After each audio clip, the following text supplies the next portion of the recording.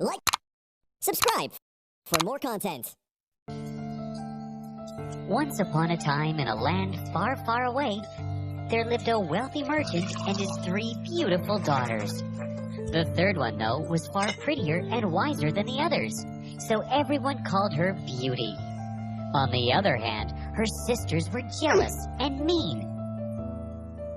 They were more interested in spending their father's money.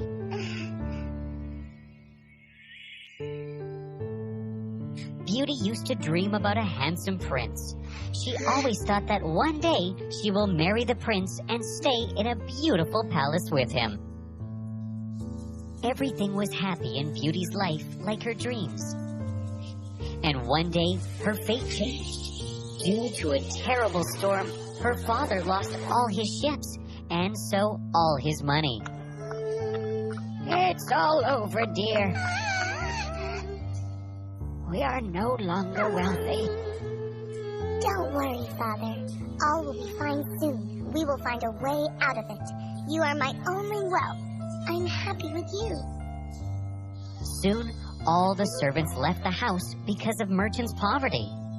Beauty was running the house, while the 2 sisters kept complaining about how they were living in poverty. Beauty always prayed to God to bring back the happiness on his father's face. And one day, the merchant received the news that one of his ships was sailing into the harbor. I have good news. One of my ships has sailed into the harbor. We shall be no more poor. Right now, I have to leave for the harbor. Tell me, what shall I get for each of you? I want new dresses. I want jewelry. And what shall I get for you, my lovely child? All I want is your safe return home, Father. So sweet of you. But you must ask for whatever you want, my child.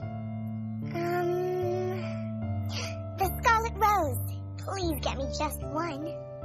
Of course, my sweet child. On this happy note, the merchant left for the harbor.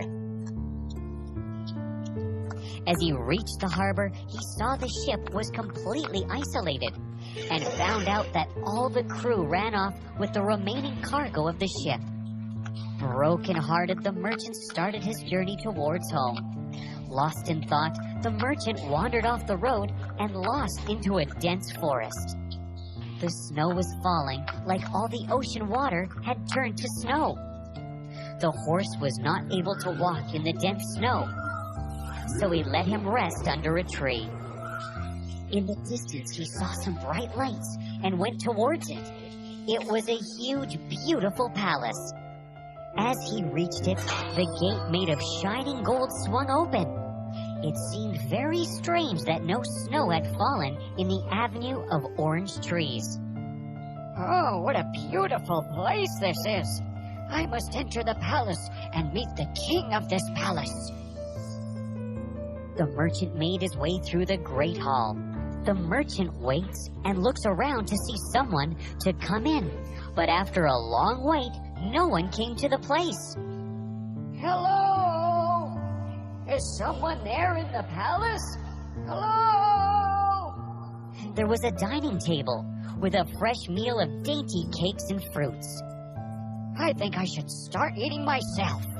Later I will thank that considerate host, whoever it may be.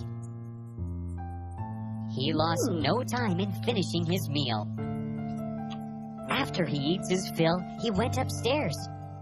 He opens the first door and saw a room with a nice clean bed. Oh my God! It seems I was due for some good luck. The merchant opens his eyes to a bright new day. He found a new pair of clothes ready for him.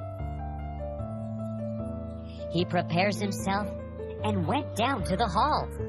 The breakfast was ready on the table. Milk, fresh juices, and breads. He eats to his fill and gets up. Hello? Is anybody here? Thank you for your hospitality. You are so generous. I am leaving now. Bye-bye. As he stepped out, he saw as many roses as the eye can see. Oh, the scarlet rose. Well, I can take this for my beauty. He promptly approaches the garden and picks out a rose. As soon as he plucked a rose, there was a loud growling sound behind him. As he turns around, he was standing in front of a tall monster with blood-red eyes, teeth, and claws sharp as a knife. Who told you to gather my roses? Was it not enough that I sheltered you in my palace? This is the way you show your gratitude? Your insolence shall not go unpunished. No! Spare me! Merciful Lord! I thought that the generous master who gave me food and lodging in my time of need wouldn't mind if I took only one of the roses from my daughter. Forgive me, my lord. Daughter. Well, I have an offer for you then. That can save your life. What is that, my lord? I am ready to do anything for you. My 3 daughters must be waiting for me now. 3 daughters. Okay. Bring one of your daughters to this palace. I shall keep her, and in exchange, you will be granted your freedom. I promise! I promise! I'm sure one of them will surely come to you. Very well. I'll give you one of my fastest stallions, and I'll give you a month to return here with your daughter. If she comes at all, she must come willingly. On no other condition I'll have her. If you do not show up after a month, I will come to find you. Leave now and take 1 rose for your daughter. Though he had accepted this proposal initially to save his life, he did not really think that any of his daughters would be persuaded to come. The poor merchant, more dead than alive, went back. The horse went swiftly and reached the merchant's cottage in no time. His daughters rushed to meet him. Oh, Daddy, give me my gift. Where is my gift, Daddy? How are you, Daddy? You must be tired. Here is what you asked me to bring for you, and you don't know what it has cost. He told them about his ships and the beast. It was your fault. Why would you ask him to bring flowers? Yes, if you had asked for something sensible, this would never have happened. I have indeed caused this misfortune. I will therefore go back with Father to keep his promise. Oh, Beauty. I'm so sorry, dear. I brought you this entire bad fate. As I did the deed, it is only right that I should suffer for it. Beauty was firm on her decision. She encouraged and cheered her father.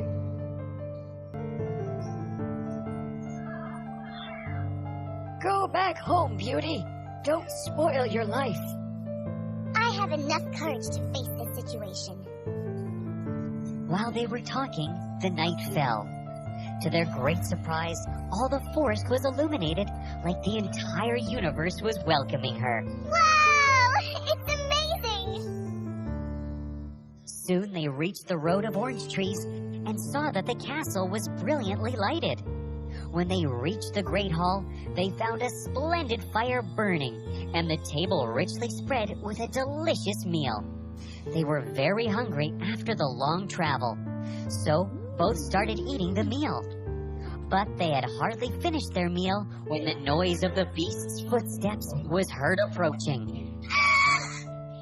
Good evening, Beauty. Good evening, Majesty. So, have you come willingly? Yes. Will you be staying here when your father goes away? Yes. Go back to your horse. You will find another horse loaded with trunks full of gold, which is for you and the rest of your daughters. Farewell, Beauty. I'll miss you every day, dear. I will miss you, Daddy. The horse took off and in an instant disappeared in the distance. Go upstairs. Take some rest. Good night. Good night. Beauty opened the first door and found a beautifully decorated room. She lay down on the bed and instantly fell asleep. When she got up in the morning, she found her dressing table set out with everything she could possibly want. She found her lunch in the great hall. After the lunch, she sat down cozily in the corner of a sofa. Will this horrible beast keep me a prisoner forever? How can I set myself free? Thinking and thinking about this, again she fell asleep. It was the evening time. She heard the beast coming. Good evening, Beauty. Good evening. Do you love me, Beauty? Will you marry me? Huh? Say yes or no without fear. Oh no! Since you will not, good night, Beauty. Good night. She was very glad to find her refusal had not provoked him.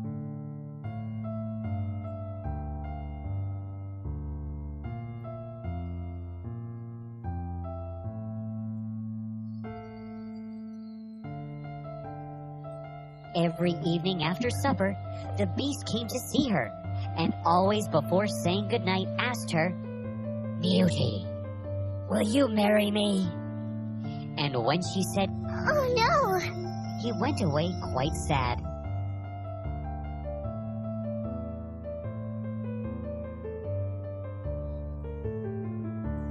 As time passed by, Beauty was no longer afraid of Beast, since he was always kind to her. Living in the palace was so much fun for Beauty.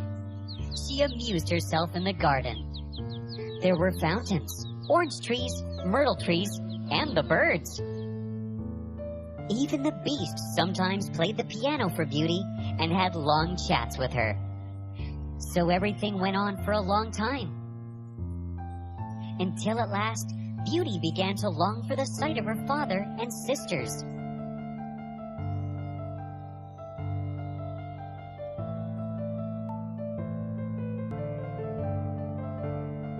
Seeing her look very sad, the beast asked her, What's the matter, dear?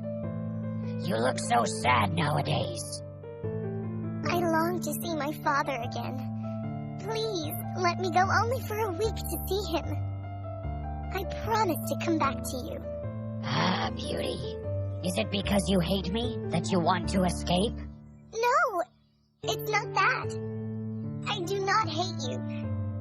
And I should be very sorry to leave you for some time. I cannot refuse you anything you ask, even though it should cost me my life. If you do not come in good time, you will find me dead. Oh, dear, I'll never let this happen. You are always kind to me. You will not need any chariot to travel. Wear this ring and sleep. Fear nothing. Sleep peacefully, and you shall see your father when you wake up.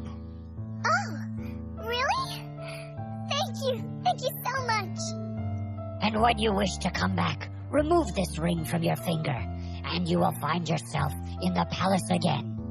Good night, Beauty. I will miss you a lot. Good night, dear, and thank you for your kindness. Just remember your promise. Yes, yes, yes. As soon as the beast left, Beauty hastened to sleep. The next morning, she found herself in her own house's bed. Her sisters were astonished at her magical appearance. Father hugged her so tightly and started crying with happiness. Oh, Beauty, I was so worried for you. I missed you very much, dear. I miss you too, Daddy. Beauty told her father about the beast's kindness. After much consideration, he replied, You tell me yourself that the beast loves you dearly and deserves your love and gratitude for his gentleness and kindness. I think you ought to reward him by doing as he wishes, in spite of his ugliness. A week slipped by, and Beauty forgot all about returning to the castle. Until one night, she dreamed that the beast was lying on the ground, dying. Oh my god! Beauty was so terrified by this dream, that very evening she said goodbye to her father and her sisters. As soon as she was in bed, she removed her ring. Then she fell asleep instantly and woke up in the beast's palace in the morning. She rushed to the spot where she had seen the beast dying. The beast was still there and wasn't moving much. Oh my god! Is he really dead? It's my fault to leave you alone, dear. But then, looking at him again, she realized he was still breathing. Hastily fetching some water, she sprinkled it over his face. And to her great delight, he began to revive. Oh, dear! How you frightened me! I never knew how much I loved you until just now, when I feared I was too late to save your life. Can you really love such an ugly creature as I am?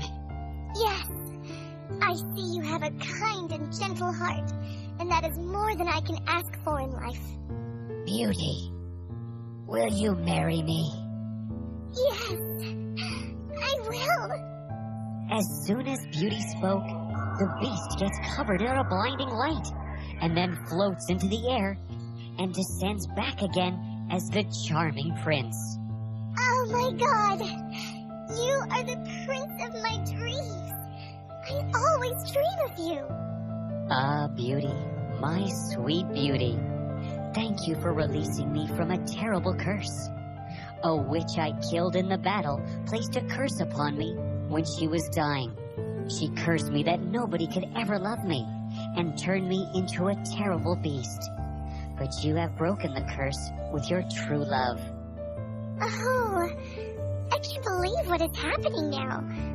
Am I dreaming? The beast softly pinched her. Ouch! It's not a dream. You are my real prince, my true love. Now we should wait no more. Let's go to your home and prepare your family for our wedding dance.